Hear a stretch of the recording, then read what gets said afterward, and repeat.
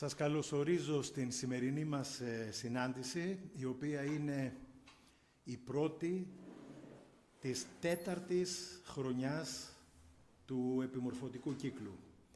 Ξεκινάμε δηλαδή την πρώτη συνάντηση τώρα του επιμορφωτικού κύκλου για 4η ακαδημαϊκή χρονιά. Πριν ξεκινήσουμε, να θυμίσω δύο πράγματα. Το ένα είναι να βάλουμε στο αθόρυβο ή να απενεργοποιήσουμε τα κινητά μας. Έτσι, θερμή παράκληση να μην ακουστεί χτύπημα κατά τη διάρκεια της ομιλίας ή της συζήτησης. Και το δεύτερο, κατά πάγια δεοντολογία, αναφέρω ότι η συνάντησή μας ολόκληρη, δηλαδή και η εισήγηση και η συζήτηση που θα ακολουθήσει, μεταδίδεται διαδικτυακά, ζωντανά και βιντεοσκοπείται ώστε να αναρτηθεί αμέσως μετά. Οπότε ζητώ την συνένεση όλων για να προχωρήσουμε στη μετάδοση και στην βιντεοσκόπηση. Βλέπουμε ότι δεν υπάρχει αντίρρηση, οπότε προχωρούμε και στα δύο. Λοιπόν, όπως έχει ήδη ανακοινωθεί, έχουμε καλεσμένο ένα πολύ σημαντικό ερευνητή, τον κύριο Γκεβόργ Καζαριάν, Γεώργιο Καφιμάς Καζαριάν, ο οποίος θα μας μιλήσει με θέμα γνωριμία με την Αρμενική Εκκλησία και παράδοση. Δεν ξέρω πόσο οικία είναι η αρμενική παράδοση στον καθένα και στην καθεμία από μας. Είναι μια παράδοση αιώνων με ιδιαίτερο πλούτο. Θα μας το παρουσιάσει ο μιλητής μας βέβαια. Απλώς έτσι επιτρέψτε μου να πω κάτι το οποίο δείχνει, ας το πούμε, το ειδικό βάρος αυτού του πεδίου, νομίζω. Συγγνώμη κύριε Καζαριάν, αν το έχετε περιλάβει στην ομιλία και το σχολιάζω προκαταβολικά.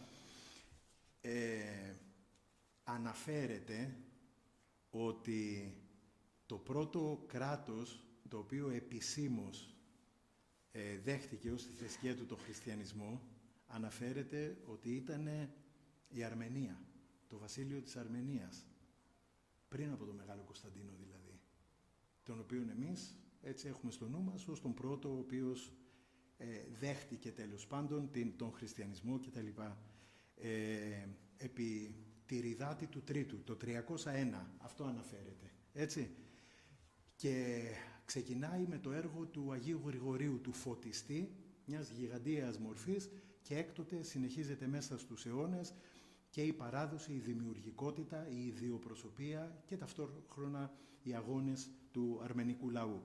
Να πω δύο λόγια για τον καλεσμένο μας, τον κύριο Καζαριάν.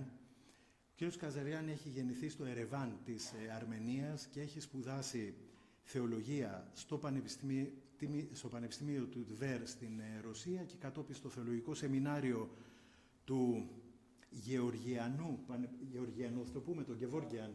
Ναι, ίσως, ναι. Προέρχεται από το όνομα του Πατριάρχη Γεωργίου. Γκεβόργ. Έτσι, σεμινάριο του Πανεπιστημίου της Αρμενίας και κατόπιν πήρε και πτυχίο και έκανε μεταπτυχιακές σπουδές και διδακτορικό στην Θεολογική Σχολή Αθηνών. Έχει ειδικευτεί έχοντας πρόσβαση στις πηγές, πράγμα πολύ σημαντικό, έχει ειδικευτεί στις βυζαντινο-αρμενικές σχέσεις και πάνω σε αυτό είναι μάλιστα και το μάστερ του για την σχέση, ένα σημείο της αλληλογραφίας τέλος πάντων του Ιερού Φωτίου με εκπροσώπους της Αρμενικής Εκκλησίας και η διδακτορική του διατριβή, θα μας τα πει ο ίδιος καλύτερα, για τις αρμενοβυζαντινές σχέσεις τον 10ο και 11ο αιώνα. Και ταυτόχρονα έχει διδάξει και διδάσκει στο διδασκαλείο ξένων γλωσσών του ΕΚΠΑ, όπως προηγούμενα έτη και στο εργαστήριο μελέτης του Αρχαίου Ανατολικού Χριστιανισμού στη Θεολογική Σχολή Αθηνών, με τον καθηγητή τον κύριο Μόσχο. Έχει διδάξει νέα αρμενική γλώσσα και αρχαία αρμενική γλώσσα. Έτσι, αυτά σύντομα τα αναφέρω για το εύρος των σπουδών και της κατάρτισής του. Από καρδιάς τον ευχαριστούμε που ανταποκρίθηκε στην πρόσκλησή μας. Μόλις θα πάρει το λόγο τώρα ο κύριος Καζαριάν και κατόπιν την συζήτηση θα την συντονίσει ο συνάδελφός μας, ο καθηγητής ο κύριος Κουντούρης, ο οποίος επίσης είναι καθηγητής εκκλησιαστικής ιστορίας. Να πω από τώρα, για να μην το λησμονήσω στο τέλος, ότι έχουμε εδώ φωτοτυπημένο ένα μελέτημα του κυρίου Καζαριάν για όποιον ενδιαφέρεται, και υπάρχει η δυνατότητα για όποιον θέλει να το λάβει επίσης με mail σε μορφή PDF, γίνεται και αυτό. Αλλά για τους παρισταμένους, έτσι, θα υπάρχει στο τέλος, ακόμα και αν λησμονήσω να το αναφέρω όταν κλείσει η εκδήλωση, κρατήστε το κατά νου. Λοιπόν, από καρδιάς ευχαριστούμε, κύριε Καζαριάν, και έχετε τον λόγο. Καλημέρα σε όλους. Ευχαριστώ θερμά τον κύριο καθηγητή και την διοίκηση της Ανώτατης Εκκλησιαστικής Σχολής Αθηνών για αυτή την τιμητική, όντως τιμητική πρόσκληση, και ευχαριστώ όλους σας για το ενδιαφέρον και για την παρουσία σας. Όπως καταλαβαίνετε, το θέμα αυτό, το οποίο θα αναπτύξω όσο γίνεται σύντομα, είναι τεράστιο και είναι πάρα πολύ δύσκολο να αναφερθούμε σε όλες τις πτυχές. Οπότε έχω επιλέξει βασικά τους βασικούς σταθμούς της ιστορίας της Αρμενίας, συν την εκκλησιαστική ιστορία, και επίσης θα αναφερθώ επίσης σε κάποια λειτουργικά θέματα, για τα οποία όμως σας έχω φέρει εκτυπώσεις, δηλαδή θα λάβετε τις εκτυπώσεις και θα διαβάσετε πιο αναλυτικά.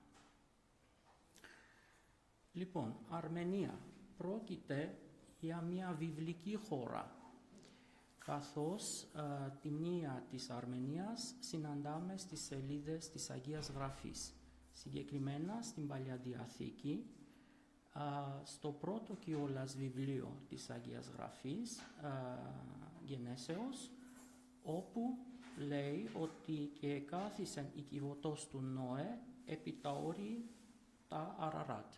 Το Αραράτ εδώ χρησιμοποιείται ως ονομασία της χώρας, γιατί και στη συνέχεια στο Δέλτα Βασιλέων η ίδια η χώρα μνημονεύεται ως Γη Αραράτ.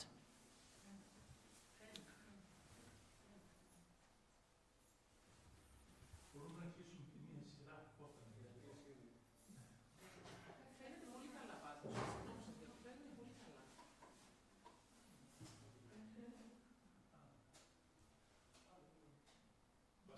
Ή έτσι ή... Όλα. Να είναι κάποιο ανοιχτό, θα έλεγα. Φαίνεται καλά? Ναι. Ωραία, πάμε. Λοιπόν, δύο άλλες σημαντικές αναφορές για την Αρμενία, για την αρχαία Αρμενία, συναντάμε στο βιβλίο του προφήτη Ιερεμία, όπου ο προφήτης προσκαλεί εξ ονόματος του Θεού τα βασιλεία του Αραράτ και του Ασχενάζ για την επίθεση στην Βαβυλώνα. Επίσης, ο προφήτης Ιεζεκιήλ μνημονεύει την Αρμενία ως οίκος, δηλαδή πάλι χώρα, του Θεργαμά. Ο Θεργαμάς είναι η Τοργόμ στα αρμενικά, θεωρείται ότι είναι ο πρόγονος των Αρμενίων.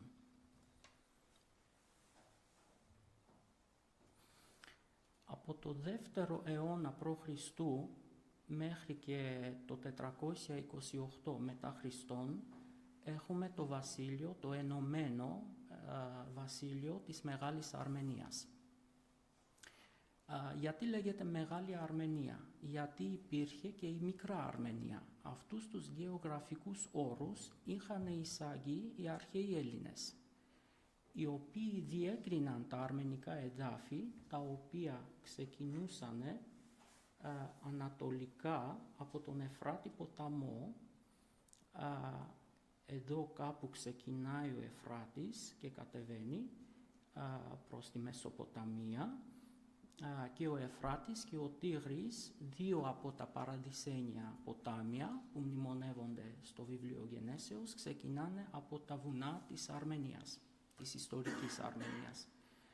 Λοιπόν, τα αρμενικά εδάφη που ήταν ανατολικά από τον Εφράτη, οι αρχαίοι Έλληνες ονόμασαν Μεγάλη Αρμενία, γιατί ήταν και μεγαλύτερη σε έκταση, έφτανε μάλιστα μέχρι και την Κασπία θάλασσα. Ενώ τα δυτικά εδάφη, τα οποία ήταν σχετικά μικρά σε έκταση, ονόμασαν Μικρά Αρμενία. Η Μικρά Αρμενία από νωρίς έχασε την πολιτική ανεξαρτησία και έγινε επάρχεια της Ρωμαϊκής Αυτοκρατορίας. Είχε δύο μεγάλες πόλεις, την Σεβάστια και την Μελιτινή. Αυτές τις πόλεις συναντάμε πολύ συχνά στα μαρτυρολόγια και στους βίους των Αγίων, καθώς και στα τακτικά του Οικουμενικού Πατριαρχείου, γιατί ήταν μητροπόλεις του Οικουμενικού Θρόνου. Λοιπόν, το βασίλειο της Μεγάλης Αρμενίας αποτελούταν από 15 μεγάλους νόμους. Δυτικά συνόρευε με την Ρωμαϊκή Αυτοκρατορία, εδώ νότια με την Μεσοποταμία, δηλαδή με το Σύρο-Αραμαϊκό κόσμο και πολιτισμό, νότιο-ανατολικά συνόρευε με την Παρθία και με την Περσία και βόρεια με την Ιβηρία, με την Γεωργία και με την χώρα Αγβάνκ, η οποία άλλωστε λέγεται και Αλβανία του Καυκάσου, καταχρηστικά, γιατί δεν έχει καμία σχέση με την Αλβανία των Βαλκανιών. Και εδώ βλέπουμε τη σύγχρονη δημοκρατία της Αρμενίας, μια πολύ μικρή χώρα, η οποία αποτελεί μόνο το 10% της ιστορικής Αρμενίας που είδαμε και κυριολεκτικά είναι πνιγμένη ανάμεσα στην Τουρκία και στο τουρκικό κράτος Αζερμπαϊτζάν. Έχει μια μικρή λωρίδα σύνορο με το Ιράν και αυτή τη στιγμή που μιλάμε κυριολεκτικά παλεύει ακόμα και για την ύπαρξη η Αρμενία και για την ανεξάρτητη πορεία στην ιστορία. Μια καταπληκτική θεά της πρωτεύουσας Ιερεβάν της Αρμενίας, κάτω ακριβώς από το επιβλητικό βλέμμα του όρους Αραράτ, η οποία δυστυχώς βρίσκεται στην Τουρκία. Δηλαδή τα σύνορα περνάνε ακριβώς κάτω από το Αραράτ. Λοιπόν, μιλώντας για την Αρμενική Εκκλησία, θα πούμε ότι ανήκει σε μια σημαντική οικογένεια των αρχαίων ανατολικών εκκλησιών, συγκεκριμένα στην οικογένεια των προχαλκιδονίων εκκλησιών, μαζί με την κοπτική, συριακή, αιθιοπαϊκή, την εκκλησία της Ερυθρέας και την εκκλησία της Ινδίας. Οι υπόλοιπες εκκλησίες ονομάζονται Ορθόδοξες, όμως η Αρμενική Εκκλησία έχει επιλέξει ως επίσημη ονομασία της τον όρο Αποστολική. Γιατί Αποστολική? Γιατί με αυτόν τον χαρακτηρισμό υπογραμμίζει την αποστολική προέλευση του αρμενικού χριστιανισμού, καθώς σύμφωνα με την Ιερά Παράδοση της Αρμενικής Εκκλησίας, η οποία όμως έχει υιοθετηθεί και από τη Βυζαντινή Αγιολογία. Το κήρυγμα του Ευαγγελίου στη Μεγάλη Αρμενία συνδέεται με τα ονόματα των Αποστόλων Ιούδα Θαδδαίου και του Βαρθολομαίου. Βλέπουμε εδώ δύο απεικονίσεις των Αγίων Αποστόλων, του Βαρθολομαίου, ο οποίος κρατάει την εικόνα της Παναγίας, την οποία φιλοτέχνησε ο Άγιος Απόστολος Ιωάννης, όχι ο Λουκάς, και έφερε στην Αρμενία. Στην δεύτερη εικόνα είναι ο Άγιος Ιούδας Θαδδαίος, ο οποίος κρατάει την Αγία Λόγχη, με την οποία ο εκατόνταρχος κέντησε τον εσταυρωμένο Χριστό. Η εικόνα της Παναγίας δεν διασώθηκε σε μας, ενώ η Αγία Λόγχη φυλάσσεται στο θησαυροφυλάκιο του Πατριαρχείου και όπως θα δείτε στις εκτυπώσεις χρησιμοποιείται κατά τον καθαγιασμό του Αγίου Μύρου. Δηλαδή είναι ένα σημαντικό κοιμήλιο της Αρμενικής Εκκλησίας.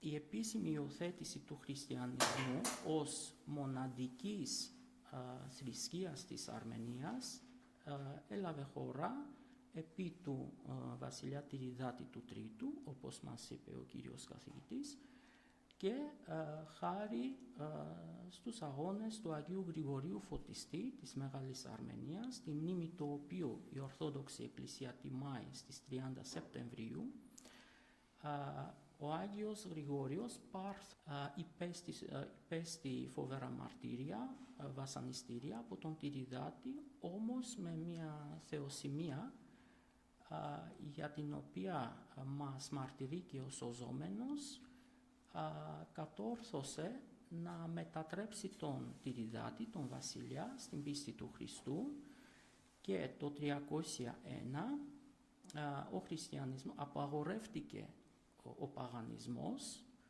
και ο χριστιανισμός ανακηρύχθηκε ως μοναδική επίσημη θρησκεία του βασιλείου της Μεγάλης Αρμενίας. Στην εικόνα βλέπουμε ένα καταπληκτικό ψηφιδωτό του Αγίου Γρηγορίου, το οποίο ανεγέρθηκε στην Αγία Σοφιά της Κωνσταντινούπολης στα τέλη του 9ου αιώνα, όπως και τα υπόλοιπα ψηφιδωτά εκεί στη σειρά, και δυστυχώς καταστράφηκε τον 20ο αιώνα. Μας έχουν φτάσει μόνο οι φωτογραφίες. Ο 5ος αιώνας μετά Χριστόν θεωρείται ως χρυσός αιώνας του αρμενικού χριστιανικού πολιτισμού. Συγκεκριμένα το 405 ο Άγιος Μεσρόπ Μαστότς δημιούργησε το αρμενικό αλφάβητο. Πριν από αυτό η αρμενική γλώσσα δεν διέθετε αλφάβητο, δηλαδή δεν ήταν γραπτή γλώσσα. Δημιούργησε ο Άγιος Μεσρόπ, ο οποίος ήταν στρατιώτης αλλά εκάρη μοναχός, και 40 χρόνια μετά από τη δημιουργία του αλφάβητου αφιέρωσε στις περιοδίες σε όλες τις επαρχίες της Αρμενίας, ακόμα και στις επαρχίες της Μικράς Ασίας, της Μικράς Αρμενίας, που ήταν κάτω από την εξουσία της Ρωμαϊκής Αυτοκρατορίας. Παντού άνοιγε σχολεία, μάζευε τα παιδιά και προετοίμασε γενναίες μεταφραστών, τους οποίους έστελνε στα ελληνιστικά κέντρα και στην Αθήνα και στην Αλεξάνδρεια, και χάρη σε αυτή την ομάδα των μεταφραστών μεταφράστηκε ολόκληρη η Αγία Γραφή, μέσα σε λίγα χρόνια μιλάμε, όλα τα λατρευτικά κείμενα, αναπτύχθηκε επίσης η αυτόνομη γραμματεία με όλους τους κλάδους, υμνογραφία, ιστοριογραφία, ομιλητική κτλ. Και το σημαντικό ότι μέσω των μεταφράσεων ο Άγιος Μεσρόπ εξασφάλισε την πρόσβαση των Αρμενίων στην ελληνόγλωση θεολογική γραμματεία. Γιατί αυτό είναι σημαντικό? Γιατί την εποχή που δημιουργήθηκε το αλφάβητο, το βασίλειο της Μεγάλης Αρμενίας ήδη είχε διαμελιστεί ανάμεσα στους Ρωμαίους και στους Πέρσες. Το μεγαλύτερο μέρος της Αρμενίας πέρασε στους Πέρσες, οι οποίοι απαγόρεψαν αυστηρά την ελληνική γλώσσα στην Αρμενία. Οπότε, μέσω των μεταφράσεων, που κατά κύριον λόγων έγιναν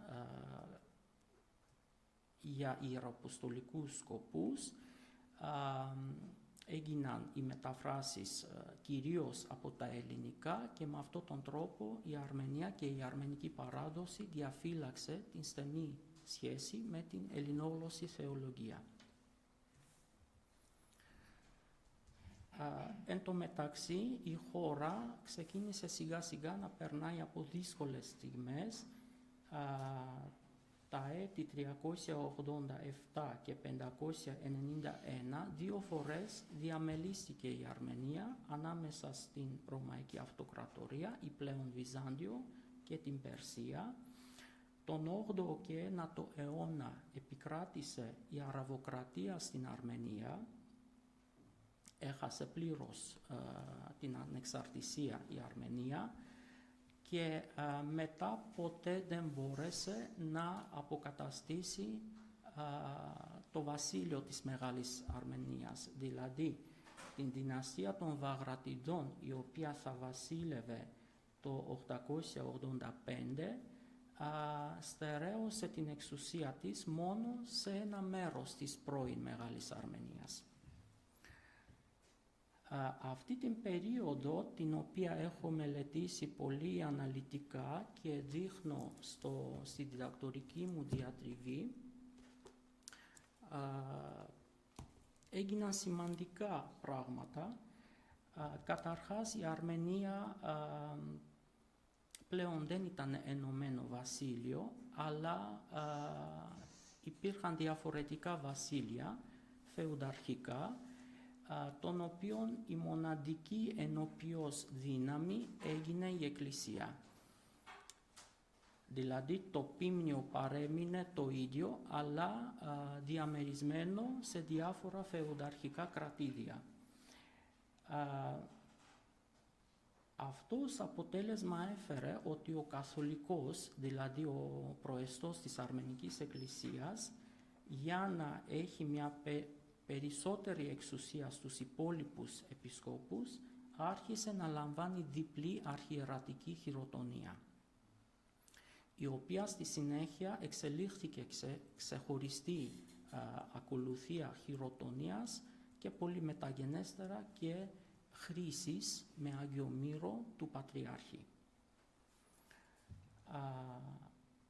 Επίσης, επειδή λόγω της Αραβοκρατίας ήδη οι Αρμένοι είχαν μεταναστεύσει στα βάθη της Βυζαντινής Αυτοκρατορίας, ο καθολικός της Αρμενίας απέκτησε υπερόρια δικαιοδοσία, δηλαδή ασκούσε εκκλησιαστική εξουσία και στους Αρμενίους που δεν ζούσαν πια μέσα στα αρμενικά κρατήδια. Εκ τότε ξεκινάει να κυκλοφοράει ο τίτλος Απάντων των Αρμενίων, καθολικός Απάντων των Αρμενίων.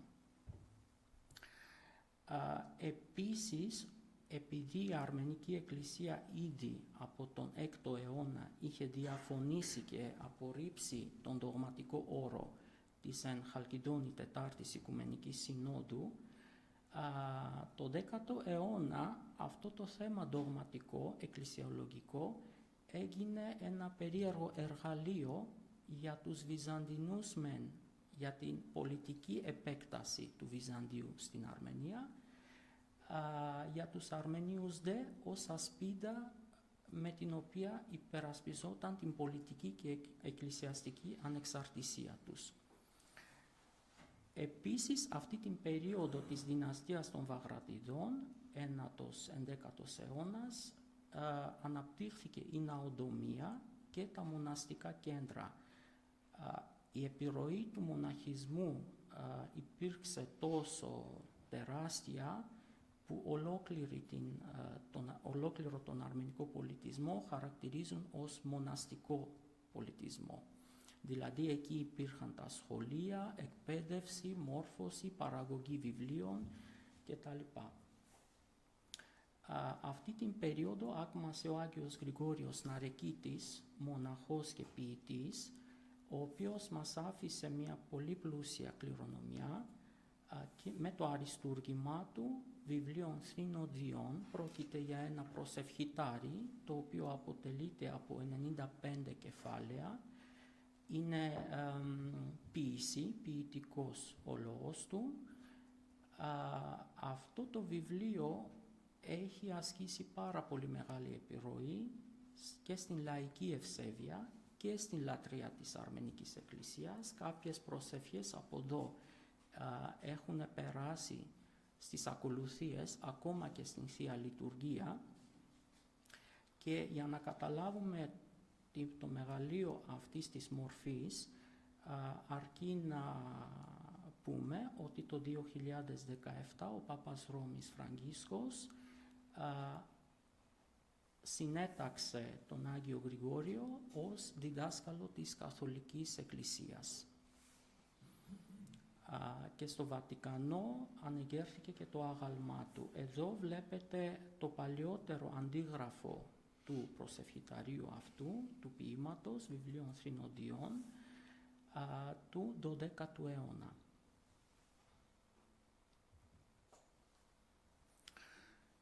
Τον 11ο αιώνα, μετά από την κατάληψη της πρωτεύουσας των Βαγρατιδών Ανή από τους Βυζαντινούς και στη συνέχεια από τους Σελτζούκους,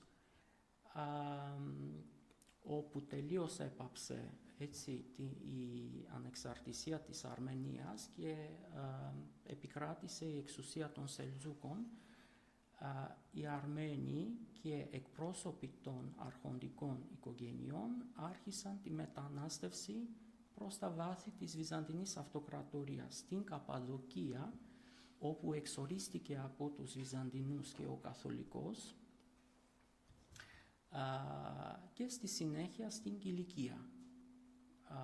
Δηλαδή, οι Αρμένοι βρέθηκαν σε μια πολύ ενδιαφέρουσα περιοχή της Μεσογείου, που συνόρευε και με τους Σταυροφόρους, είχαν πρόσβαση πλέον μέσω θάλασσας προς την Κωνσταντινούπολη, νότια ήταν η Κύπρος, και εδώ το 1998 ανακηρύχθηκε καινούριο βασίλειο, αρμενικό βασίλειο της Κιλικίας, η Κιλικιακή επίσης Αρμενία, η οποία υπήρχε ως κράτος ανεξάρτητο μέχρι και το 1375, και στα τελευταία χρόνια εκεί βασίλευαν οι Λουζινιάν της Κύπρου. Εδώ στην Κιλικία μεταφέρθηκε επίσης η έδρα του Καθολικού. Στην Κιλικία είχαμε τον ασημένιο αιώνα του αρμενικού χριστιανικού πολιτισμού, χάρη στις στενές επαφές με την Κωνσταντινούπολη, με την Ρώμη, με την παπική έδρα, με αποτέλεσμα η λατρεία να εμπλουτίζεται με τα στοιχεία τόσο του Βυζαντινού όσο και του λατινικού τυπικού. Αναπτύχθηκε πάρα πολύ η τέχνη των χειρογράφων κωδίκων και η μικρογραφία. Εδώ για παράδειγμα βλέπετε μια μικρογραφία με την δέηση πάνω και κάτω, με την απεικόνιση της βασιλικής οικογένειας του Λέοντος του Τρίτου και της βασίλισσας Κυράννης. Να πω ότι αυτό το ζεύγος βασιλικό είχε 16 παιδιά, εκ των οποίων η Ρίτα Μαρία έγινε σύζυγος του Μανουήλ Δεύτερου Παλαιολόγου. Είναι η μοναχή ξένη, η οποία μνημονεύεται και στο συνοδικό της Ορθοδοξίας.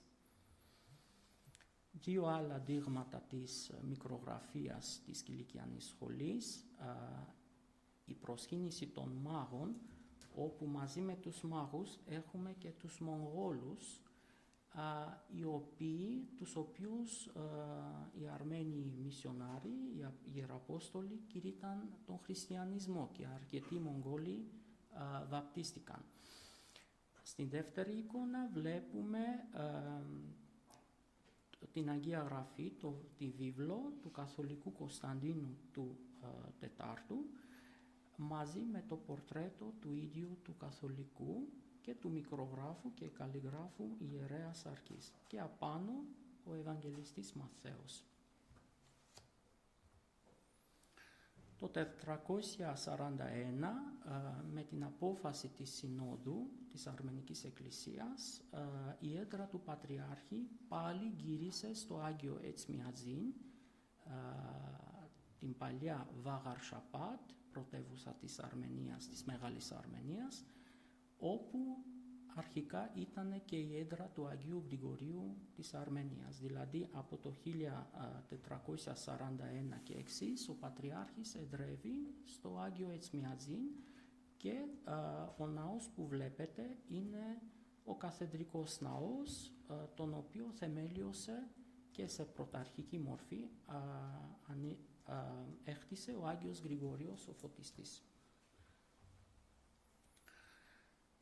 Πάλι έχουμε σημαντικές πολιτικές εξελίξεις, δύο διαμελισμοί της Αρμενίας κατά τον 16ο και 17ο αιώνα, ανάμεσα τώρα στην Οθωμανική και Περσική Αυτοκρατορία. Το 1828 η Ανατολική, η πρώην Περσοκρατούμενη Αρμενία γίνεται επαρχία της Ρωσικής Αυτοκρατορίας. Πέφτει η Ρωσική Αυτοκρατορία το 1918, η Αρμενία ανακηρύττει την ανεξαρτησία της μόνο για 2 χρόνια. Από 1920 μέχρι 1991 έχουμε τη Σοβιετική Αρμενία με πολύ περίεργο καθεστώς για την Εκκλησία. Στα χρόνια του Στάλιν οι κομμουνιστές κατορθώνουν να πνίξουν και τον καθολικό πατριάρχη των Αρμενίων και από το 1991 ως εξής έχουμε την ανεξάρτητη δημοκρατία της Αρμενίας. Αυτό όμως στην Ανατολική Αρμενία, ενώ στην Δυτική Αρμενία η ιστορία του αρμενικού λαού τελείωσε με την γενοκτονία των Αρμενίων το 1915 μέχρι 1923, λόγω του οποίου εξαιτίας της γενοκτονίας χάθηκαν περίπου 1,5 εκατομμύρια άνθρωποι, έχασαν για πάντα την ιστορική πατρίδα τους, διασπάρηκαν σε όλο τον κόσμο, ακόμα και τη Λατινική Αμερική. Η παλιά διασπορά που έχουμε εδώ στην Αθήνα επίσης είναι επιζήσαντες από την γενοκτονία και τη μικρασιατική καταστροφή και απώλεια της πνευματικής και πολιτισμικής κληρονομιάς αιώνων, γιατί καταστράφηκαν χιλιάδες εκκλησίες, μοναστήρια, χάθηκαν χιλιάδες χειρόγραφα, χωρίς καν να μελετηθούν. Δηλαδή μια τεράστια κληρονομιά την οποία η επιστήμη δεν πρόλαβε ούτε καν να μελετήσει καλά-καλά. Και στη σύγχρονη κατάσταση η Αρμενική Εκκλησία, η Αρμενική Αποστολική Εκκλησία αποτελείται από 2 πατριαρχία. Στην εικόνα, στη μεγάλη βλέπουμε τον Πατριάρχη Απάντων Αρμενίων, η Πάσης Αρμενίας, τον Καρεγίν δεύτερο, ο οποίος εδρεύει στο Ετσμιατζίν. Δίπλα του είναι ο Πατριάρχης της Κιλικίας, ο Άραμο Πρώτος, ο οποίος συχνά επισκέφτεται στην Ελλάδα. Ο Πατριάρχης της Κιλικίας μετά την γενοκτονία εδρεύει πλέον στο Λίβανο, γιατί εκεί κατέβηκαν οι επιζήσαντες από την γενοκτονία. Δηλαδή το 1441, όταν η Σύνοδος αποφάσισε ότι η έδρα επιστρέφει στην Ετσμιατζίν, οι εν Κιλικία Αρμένοι δεν τήρησαν την συμφωνία και συνέχισαν πάλι να χειροτονούν το πατριάρχη τους, ο οποίος πριν την γενοκτονία θεωρούταν ότι είναι σε σχίσμα. Όμως, κατά τον 20ο αιώνα ρυθμίστηκαν τα σχετικά ζητήματα και τώρα είναι 2 έτσι αυτόνομοι κλάδοι της Αρμενικής Εκκλησίας. Μάλιστα, ο Πατριάρχης του Ετσμιατζίν έχει μια έτσι πρωτεία τιμής, γιατί είναι ο άμεσος διάδοχος του Αγίου Γρηγορίου. Στη δικαιοδοσία τους υπάρχονται ο Αρμένιος Πατριάρχης, ο Αρχιεπίσκοπος Νουράν, αριστερά πάνω, και ο Αρχιεπίσκοπος της Κωνσταντινούπολης, ο Ισαάκ. Λοιπόν, και δύο λόγια για τη λατρεία. Η Αρμενική Εκκλησία αποτελεί, από άποψη της λατρείας, από τη μία πολύ πλούσιο πεδίο, στο οποίο διασταυρώθηκαν διάφορες παραδόσεις παλαιοχριστιανικές, τοπικές, επιρροές από τα Ιεροσόλυμα, από την Αντιόχεια, από την Κωνσταντινούπολη και στην πιο μεταγενέστερη εποχή της Ρώμης, του λατινικού τυπικού.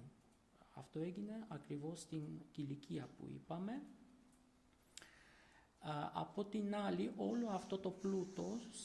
όλος αυτός ο πλούτος δεν είναι σε ικανοποιητικό βαθμό μελετημένος.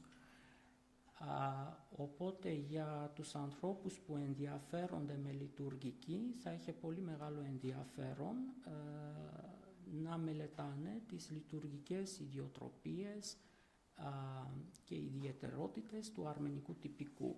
Για παράδειγμα, η τέλεση της Θείας Λειτουργίας με άζυμο άρτο και αμυγή ίνο είναι μια πολύ σημαντική ιδιαιτερότητα. Ειδικά ο αμυγής ίνος, που μόνο η Αρμενική Εκκλησία στο χριστιανικό κόσμο τελεί τη λειτουργία χωρίς να προσθέτει νερό ούτε κατά την προσκομιδή. Ο πάντιμος καθαγιασμός του Αγίου Μύρου επίσης είναι μια πολύ ενδιαφέρουσα ιδιομορφία. Ό,τι έχει να κάνει με την Θεία Λειτουργία έχει κρατήσει η Αρμενική Εκκλησία τον ασπασμό της αγάπης και είναι πολύ συγκινητικό πριν τον καθαγιασμό των τιμίων δώρων να δείτε πως όλη η Εκκλησία γίνεται μια αγκαλιά. Αρχίζουν μετά την ευλογία του ιερέα οι άνθρωποι να αγκαλιάζονται. Όσοι δεν μιλάνε, δηλαδή έχουν τσακωθεί, είναι μια ωραία ευκαιρία να ζητήσουν συγγνώμη ο ένας από τον άλλο. Αν ποτέ βρεθείτε την ώρα της Θείας Λειτουργίας σε μια αρμενική εκκλησία, θα ζήσετε αυτή τη στιγμή και θα καταλάβετε πόσο σημαντικό είναι ο ασπασμός της αγάπης ή της ειρήνης να γίνεται και μέσα στο Κυρίως Ναό, να μην περιορίζεται αποκλειστικά στο ιερό, μεταξύ των ιερέων. Επίσης, όπως έχουμε με τον κύριο καθηγητή δημοσιεύσει το άρθρο μου για το θεσμό των διακονισσών στην Αρμενική Εκκλησία, έχει διαφυλαχθεί και αυτό το παλαιοχριστιανικό έθιμο να χειροτονούνται γυναίκες σε πλήρη χειροτονία διακόνου. Βέβαια δεν υπάρχει ο θεσμός των διακονισσών σε μεγάλη κλίμακα, δηλαδή δεν υπάρχουν σε όλες τις ενορίες. Έχει περιορισμένη διάδοση.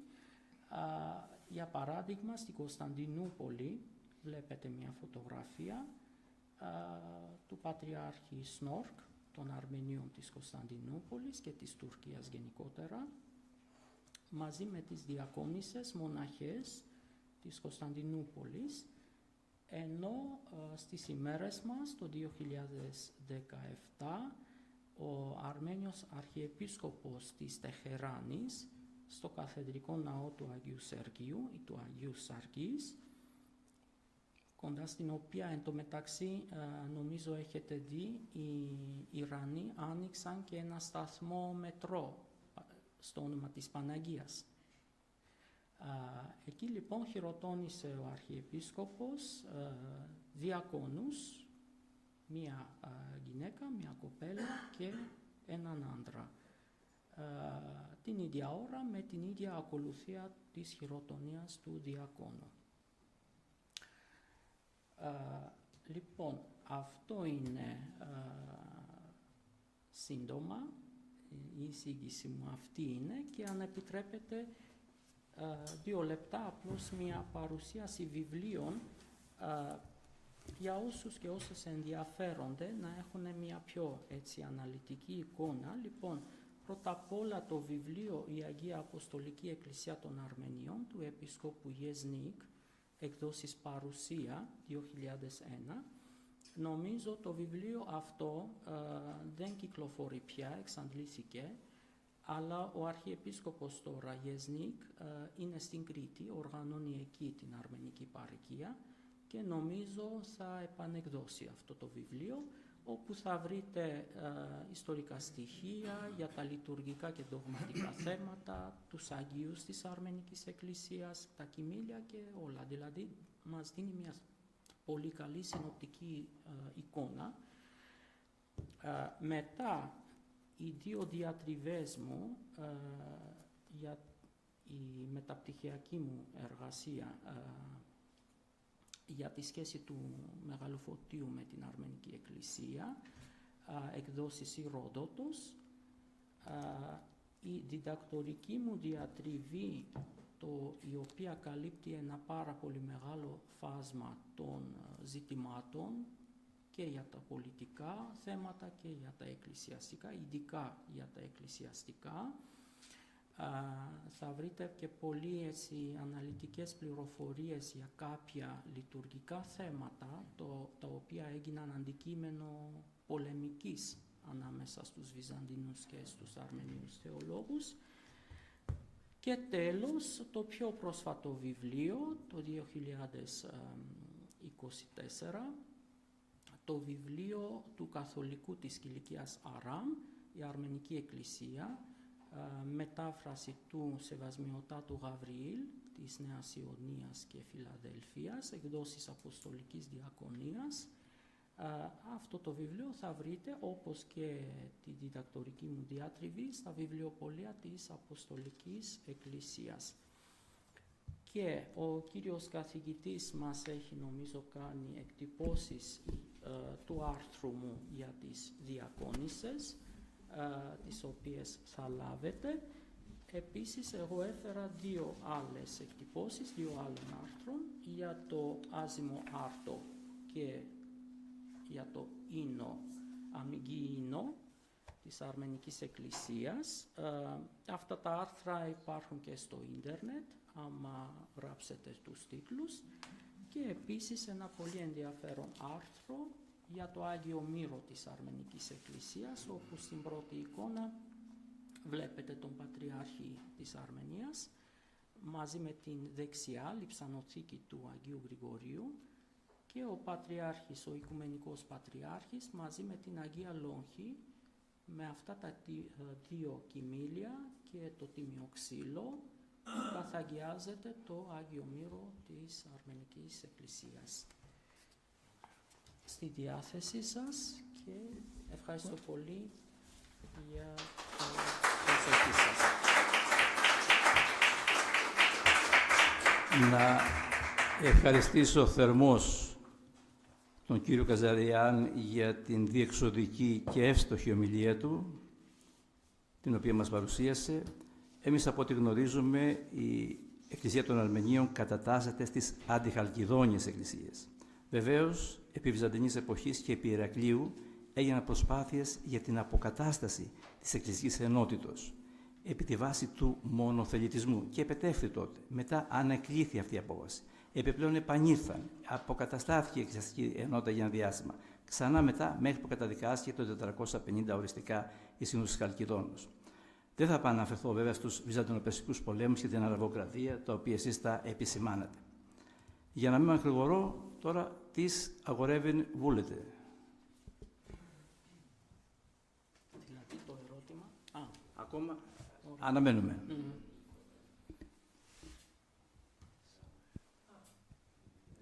Η κυρία Μαυροσκά. Κυρία Μαυροσκά είναι καθηγήτρια δογματικής εδώ στη σχολή. Χαίρομαι πολύ.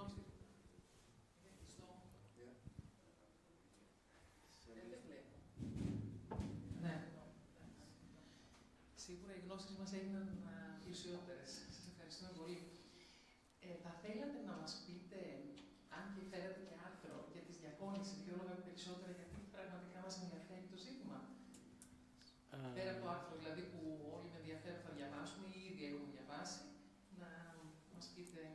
Ναι, με δύο λόγια, την παλαιότερη μαρτυρία για τις διακόνησες έχουμε στο παλαιότερο διασωθέν ευχολόγιο αρμενικό, το οποίο δημοσιεύθηκε σχετικά πρόσφατα, πριν από λίγα χρόνια, και χρονολογείται από τον 10ο αιώνα.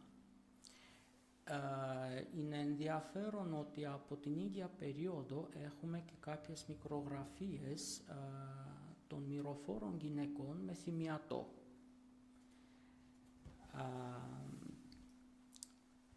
Έχουμε και κάποια άλλα κείμενα τα οποία μας μιλούν για τον θεσμό των διακονισσών, ο οποίος ο θεσμός ήταν περιορισμένος στις μοναστικές κοινότητες. Δηλαδή κάποιες από τις μοναχές λάμβαναν τη χειροτονία, βασικά είχαν τα λειτουργήματα των διακονισσών της αρχαίας εκκλησίας, δηλαδή χρήση με Άγιο Μύρο των γυναικών που βαπτίζονταν, η ανάγνωση του Ευαγγελίου την ώρα της λατρείας και κάπως μέχρι εκεί. Επίσης μας διασώθηκε η περιγραφή της ενδυμασίας τους.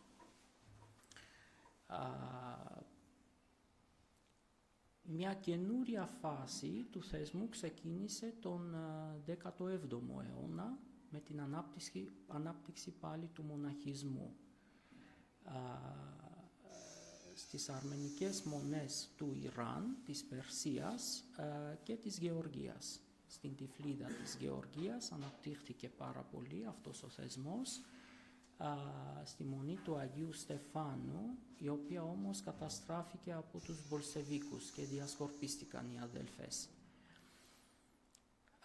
Επίσης είχαμε διάδοση των διακονισσών στην Κωνσταντινούπολη στα τέλη του 19ου, αρχές 20ου αιώνα. Το χαρακτηριστικό βέβαια είναι αυτό που λάμβαναν την πλήρη χειροτονία, όχι δηλαδή τη χειροθεσία, έτσι, αλλά την πλήρη διακονική χειροτονία, όπως κανονικά και οι άντρες. Και αυτή τη χειροτονία την πρόσφατη έκανε και ο Σεβασμιότατος Μητροπολίτης της Τεχεράνης. Άρα αυτό το παράδειγμα της Τεχεράνης είναι το τελευταίο. Δεν εφαρμόζεται, ναι, ευρέως, δεν.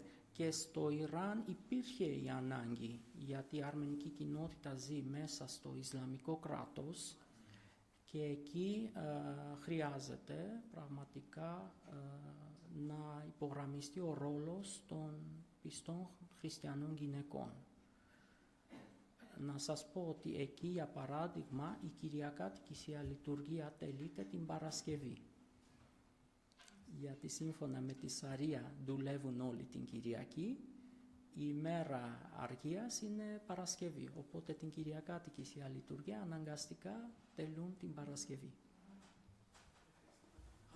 Ευχαριστώ και εγώ. Το θέμα, όπως ξέρουμε, της χειροτονίας των διακονισσών είναι φλέγον, έντονα απασχολεί και την Ορθόδοξη Εκκλησία. Αν δεν απατώμε, πριν 1-2 χρόνια κάποιος Μητροπολίτης του Πατριαρχείου Αλεξανδρίας προέβη σε μια τέτοια κίνηση και δημιούργησε κάποιον προβληματισμό. Ίσως από πλευράς Ορθοδόξου το θέμα κάποια στιγμή αντιμετωπιστεί σε Πανορθόδοξο Σύνοδο. Άλλος. Η κυρία Κωσταρά, αναπληρωτή καθηγήτρια ψυχολογίας.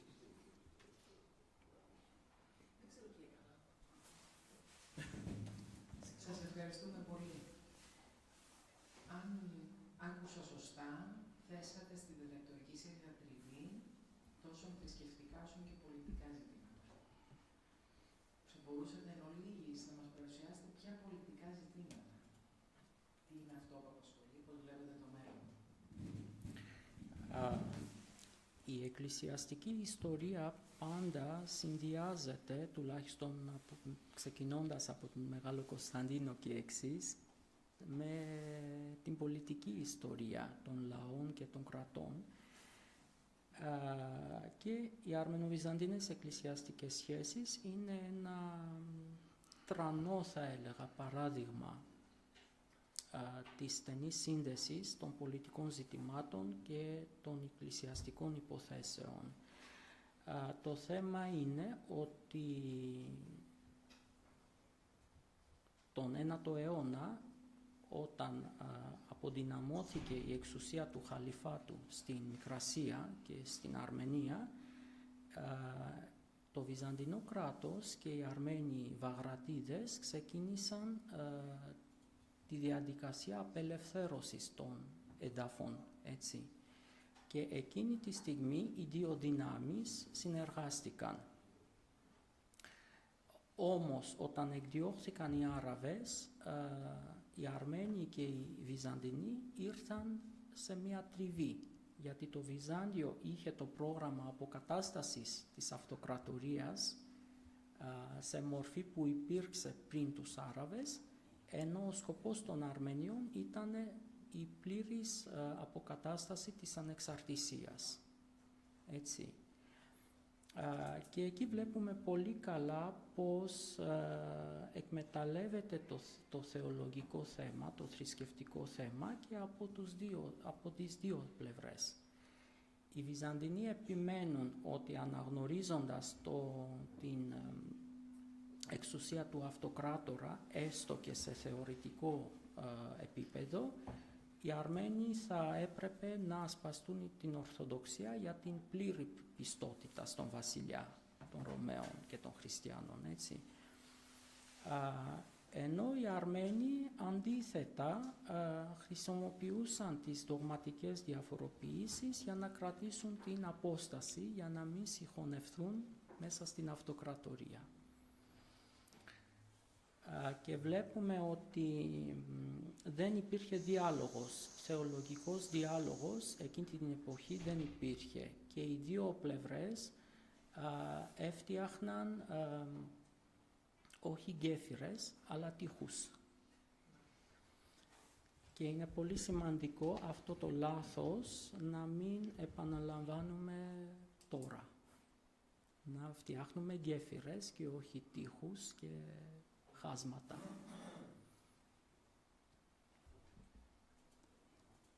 Ο κύριος Βαφιάδης, καθηγητής στη σχολή.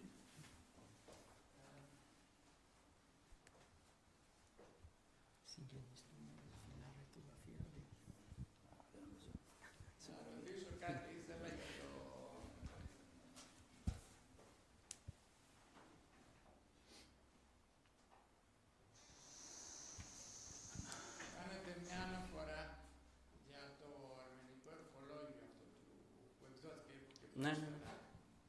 Έχω ακούσει, επιβεβαιώσετε εσείς, ότι είναι και το αρχαιότερο χειρόγραφο που εκφράζει την τάξη της Εκκλησίας των Ιεροσολύμων. Ισχύει αυτό? Αυτό δεν το γνωρίζω.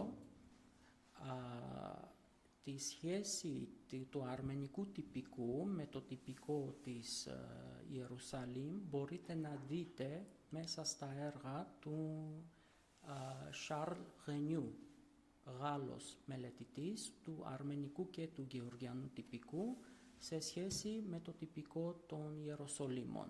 Δηλαδή είναι στα γαλλικά, είναι προσιτά αυτά τα κείμενα, από εκεί θα πάρετε τις πληροφορίες. Ευχαριστώ. Και ένα τελευταίο. Αν θυμάμαι καλά, η Αρμενική Εκκλησία διατηρεί και την παλιά τάξη συνορτασμού Χριστουγέννων Θεοφανίας. Μάλιστα. Ισχύει αυτό? Ναι, Και μάλιστα. σήμερα ακόμα? Ναι, μάλιστα. Στις 6 Ιανουαρίου. Να είστε καλά.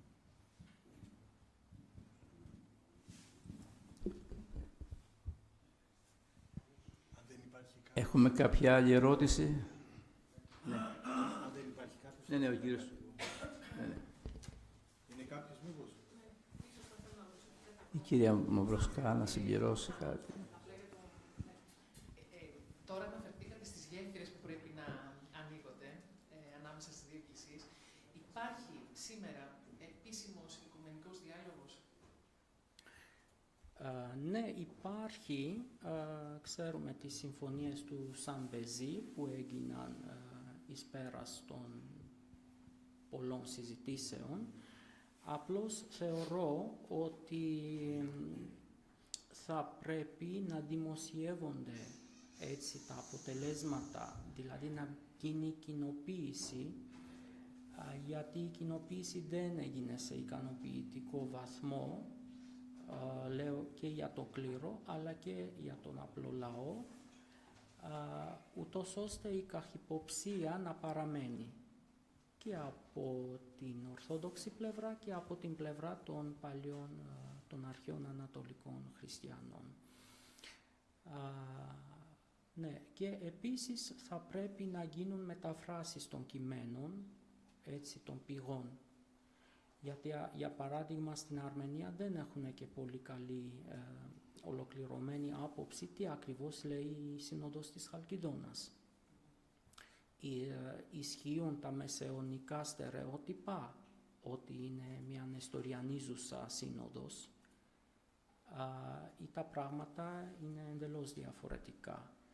Αυτή η δουλειά δεν έχει γίνει σε ικανοποιητικό βαθμό ή δεν έχει γίνει καθόλου. Το ίδιο ισχύει και για την Ορθόδοξη πλευρά, γιατί ξέρετε, λέγοντας μονοφυσιτισμός, πάντα πάμε στον άκρατο μονοφυσιτισμό του ευτυχούς. Έτσι, δηλαδή, δεν υπάρχει στα μυαλά πολλών ανθρώπων αυτή η διάκριση, ότι άλλο πράγμα ο ευτυχιανισμός και άλλο πράγμα αυτό που επωνομάστηκε με τριοπαθής μονοφυσιτισμός, η οποία είναι πιο κοντά στον Άγιο Κύριλλο. Νομίζω ότι αυτή η δουλειά πρέπει να γίνει. Στη συνέχεια, για να προχωρήσει ο διάλογος και να καταλήξουμε, ας πούμε, στην αποκατάσταση, στο ποθούμενο, στην αποκατάσταση της ευχαριστιακής κοινωνίας, να μην μένουν καχυποψίες. Άλλη ερώτηση, έχουμε κάποιον άλλον? Αν όχι, ο κύριος Παπαθανασίου κάτι θέλει να προσθέσει. Δύο πραγματάκια μόνο, συμπληρωματικά ουσιαστικά. Το ένα είναι για το πολύ σημαντικό όντως θέμα των διακονισσών. Με αυτό ξεκίνησε και η κουβέντα μας εδώ. Έχουμε τις θεολογικές απαντήσεις. Το θέμα είναι απαντημένο. Αν υπάρχει εκκλησιαστική βούληση για εφαρμογή, όχι, είναι άλλο θέμα. Αλλά το θέμα θεολογικά είναι απαντημένο. Και έχουμε, δηλαδή, αποτυπώσεις αυτών των απαντήσεων έχουμε και στους Ιερούς Κανόνες. Ο πατήρ Αθηναγόρας που είναι μαζί μας το γνωρίζει πολύ καλά. Αλλά για όποιον ενδιαφέρεται θα μπορούσε να δει το εξής. Ο καθηγητής Ευάγγελος Θεοδόρου έλυσε το θέμα αυτό βάσει των λειτουργικών χειρογράφων το 1949, ήταν η πρώτη του εργασία, και κατόπιν το 1954. Από τότε, μάλιστα, το ένα κείμενό του υπάρχει ακόμα και σε ανοιχτή πρόσβαση στο διαδίκτυο, το έχει αναρτήσει η Αποστολική Διακονία, πέρα από τα βιβλία του, τα οποία είναι εμβληματικά, και εκεί έχει διευκρινιστεί ότι επρόκειτο όντως για χειροτονία, όχι για χειροθεσία, με κάποια σημεία ιδιαίτερα για την συγκεκριμένη γυναικεία διακονία, αλλά επρόκειτο για χειροτονία. Έτσι, είναι λυμένο το θέμα. Το δεύτερο είναι λίγο πιο απόμακρο, απλώς παίρνω μια αφορμή για να το αναφέρω έτσι για κάποιον άνθρωπο μακαρίας μνήμης. Ο κύριος Καζαριάν ανέφερε την ιδιαίτερη θέση την οποία έχει και στον αρμενικό λαό και στην αρμενική εκκλησία το Ετσμιατζίν, έτσι, η πόλη του Ετσμιατζίν. Εκεί λοιπόν, απλώς τώρα θα το αναφέρω, δεν αφορά το αρμενικό ζήτημα. Εκεί στην δεκαετία του 60, σε μια διαχριστιανική συνάντηση, ο μακαριστός Αρχιεπίσκοπος Αλβανίας Αναστάσιος εκεί διατύπωσε δημόσια και σε διαχριστιανικό περιβάλλον, και έκτοτε καθιερώθηκε, αυτή την εξαιρετική διατύπωση «λειτουργία μετά τη λειτουργία». Εκεί πρωτοακούστηκε και εκεί την πρωτοάκουσαν και ετερόδοξοι και εκ μέρους Ορθοδόξων αυτό προτάθηκε και καθιερώθηκε, δηλαδή το χρέος του τρόπου ζωής που έχουν οι χριστιανοί μετά την βίωση της Θείας Λειτουργίας, ώστε να προεκτείνουν στην καθημερινότητα αυτά τα οποία σημαίνει η Θεία Λειτουργία και στην καθημερινότητα να αναμετριώνται με όλες τις δυνάμεις του κακού, της φθοράς, της αδικίας κτλ. Εκεί στο Τσιμιατζίν διατυπώθηκε. Έτσι. Ευχαριστίες και πάλι. Να θεωρηθεί λήξασα η συνεδρίαση, η συνέλευση, η συνάντηση, πώς να την πω.